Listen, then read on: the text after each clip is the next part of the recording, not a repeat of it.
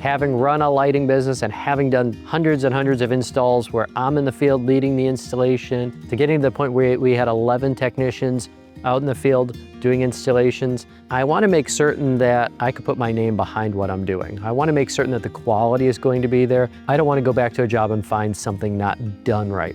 The second thing is overtime will kill us. If they're working 5 days a week, it's so easy for the guys to start hitting overtime, and our labor rate just accelerates at a very high level. So we want to make certain that we are efficient at what we're doing.